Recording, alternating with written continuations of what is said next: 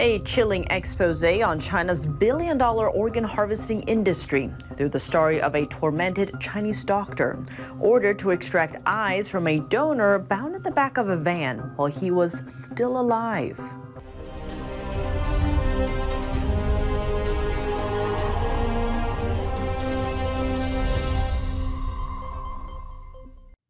Welcome to China in Focus. I'm Tiffany Meyer. Death by donation. Reports of surgeons turned executioners in China are nothing new. But for a Chinese doctor, it is his first time stepping forward with his real name to tell a deeply personal narrative, accompanied by profound horror. Zheng Zhi, a then resident doctor at one of China's largest military hospitals, recounts how he witnessed a man's kidneys and eyes carved out for transplant while he was still alive. Now he's shedding light on China's horrifying forced organ harvesting industry. Just a warning, some viewers may find the following content disturbing. I was ordered to take one of his eyeballs by the soldier on the other side. And the nurse handed me a hemostat. I really couldn't stand it. And I said, I can't do it. I can't. The horror Zheng witnessed took place in 1994 inside a van guarded by armed soldiers, then staffed with 5 surgeons and nurses. He thought they were on a secret military mission near a prison around China's northeastern Dalian city. But what followed has stayed with him for decades. I looked at him.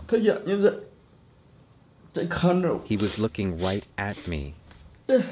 This man at my feet during the operation, he was really looking at me. His eyes were moving. Zheng says the man was no more than 18 years old, carried into the van by 4 soldiers, his limbs tightly bound by ropes. Then a doctor instructed Zheng to step on the man's legs and don't let him move. As I pressed down, his still warm body made me think he was alive. A surgeon took a scalpel and made a large incision directly under the xiphoid into the umbilical cord. When the abdomen opened, the intestines came out.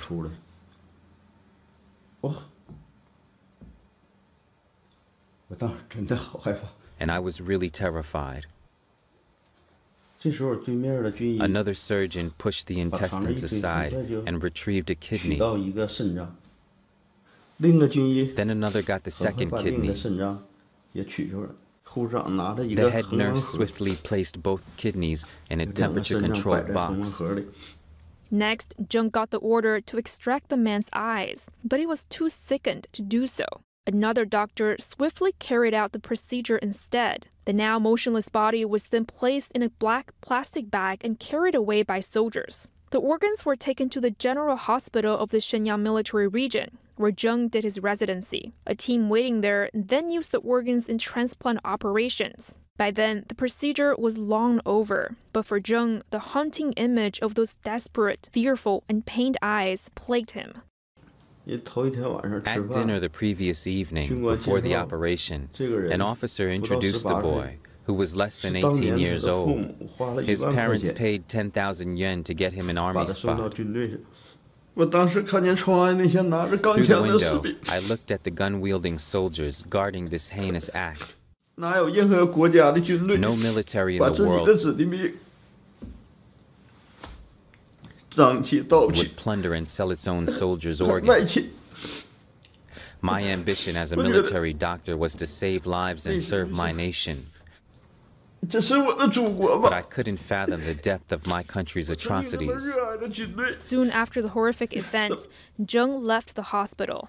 But little did he know what happened in that van in 1994 would soon become an industrialized killing apparatus in China, set up to extract organs from prisoners of conscience and sell them on demand. Within 2 decades, the mass-scale, state-sanctioned forced organ harvesting ballooned into $1 billion industry. In the 2020 China Tribunal judgment, it said Falun Gong practitioners have been one and probably the main source of organ supply. They don't consent. They don't even know it's happening. We called it a cold genocide in the sense that it's not happening all at once. It's happening slowly over time. David Mattis is an international human rights lawyer and one of the world's leading researchers of forced organ harvesting. In 2002, while accompanying a military official for a medical checkup, Zheng first learned that Falun Gong adherents were used as an organ source. Doctors at the hospital where Zheng once interned told the official that he needed a new kidney to survive. Shenyang Army General Hospital will pick a top quality one for you, a fresh one from Falun Gong practitioners. I told him, don't do it. Isn't that committing murder? He nodded to me and said, I am not going to get this kidney transplant. But he suddenly said to me in a particularly stern manner, you should leave as soon as possible, and the farther the better.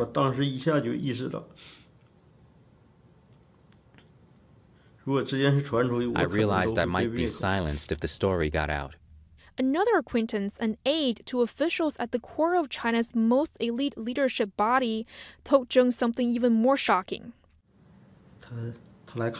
During his visit, I said the persecution of Falun Gong in northeastern China was quite severe. He seemed attentive but stayed silent. But before we parted, he suddenly told me that Falun Gong practitioners, including minors, were held beneath the Hubei Provincial Public Security Bureau's backyard in Wuhan City. He said he had been there. Then he left abruptly. At that moment, I said to myself, I must go abroad. Zheng adds that to boost transplant profits, the military set up green passages at airports to aid the swift transportation of organs across the nation. He also says infectious disease units inside military hospitals had all become dens for forced organ harvesting.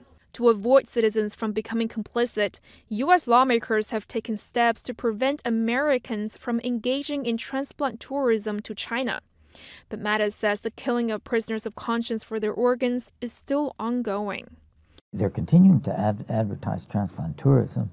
So, and the institutions are still functioning. I mean, they haven't closed down these transplant hospitals. Zheng obtained refugee status while in Thailand and moved to Canada in 2007. Zheng says he's been looking for the right media outlet to share his story. Because should he make the wrong choice, not only would he get himself into trouble, the issue wouldn't get the spotlight it needs. He acknowledges the concern of potential retaliation from Beijing, but says the issue is bigger than himself. He says that he has carefully preserved his records, and that when the Chinese Communist Party falls and faces judgment, he will take the witness stand, adding that justice will prevail.